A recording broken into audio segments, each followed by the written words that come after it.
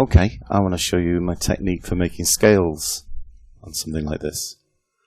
We've got this see-through function where we can preview the previous model I made, but if you've seen any of my other videos, you'll see that I like to bring in an image on just a simple plane. Harks back to when I used to sculpt in clay, surrounding myself with reference photographs. I'm just comfortable with this kind of screen environment. Okay, first thing is we go to our crocodile, take it up to the highest subdivision level. Level 6, 15 million polys plus. And to create the very distinctive scales and scoots, they're hand-drawn one at a time, I'm afraid. I won't put you through all of it, but I will demonstrate how I do it. It can be an absolute chore to try and do this with alphas. You get the alphas overlapping. This way, your model screams quality. You can see that you spent a lot of time modeling the surface.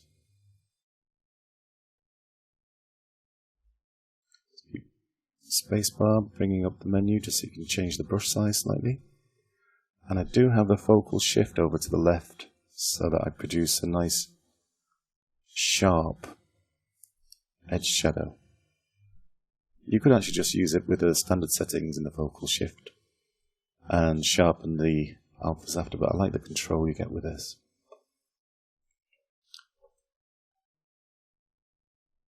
They're quite spontaneous, but they're not spontaneous at the same time. They do follow a pattern to the creature's body.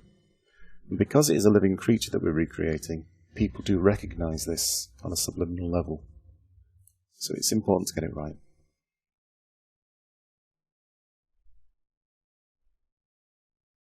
Just invert it. F for form, soft. And this is on quite a low setting as standard. And I just use it to tease out the geometry from the surface. We use it in combination with a couple of other brushes as well. See, it's just lagging slightly. Let's wait for it to catch up with itself. My system's capable of handling about 27 million polys, but anything upwards of about 12, 13, you do get the occasional lag. This is just dragging form soft over the surface. And that's nice, but it's not what we want yet, so over to inflate.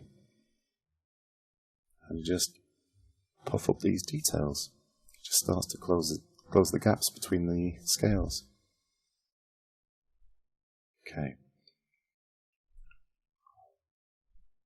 Right, we'll just show you how I tackle things like the neck.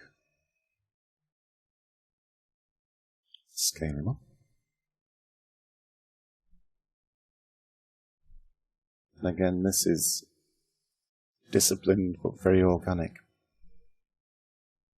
It's amazing that crocodiles have been in existence as long as, well, as far back as the time of the dinosaurs, but they're in no way related. They're like half cousins.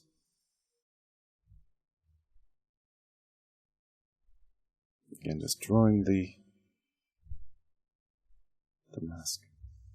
You could actually go in using polypaint and mask by polypaint eventually, but I like the control of the mask.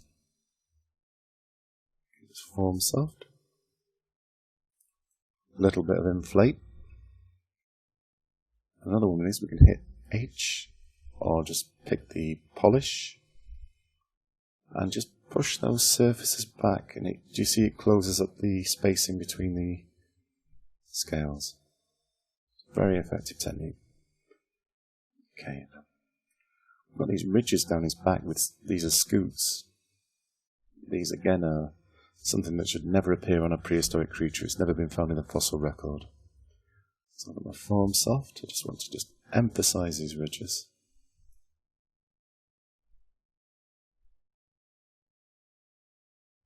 And this is one of Brian De Silva's brushes, Fall Off Sharp. It does pretty much the same job as the Damien Standard. I'll include it in the resources. But there are two versions. There's Fall Off Extra Sharp, which is just so crisp. Just back to standard for now. This is how I model scoots. Lots of scoots on the Peter Jackson T-Rex. It shouldn't have been there. But they look nice.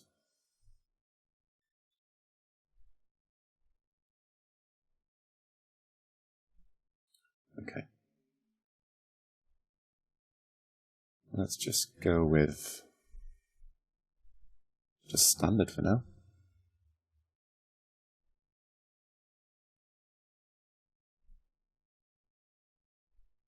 Draw size again, just to get us the slight balls. We'll go with the smaller, get the little ridges forming.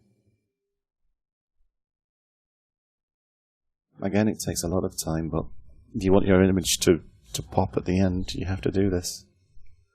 Okay, what I'm going to do, I'm going to take, it's going to take me about 6 or 7 hours to detail the whole surface. But when we come back, I'll show you the fully modeled version, and we're going to add a pond to our scene for Keyshot. I'll show you that. Okay.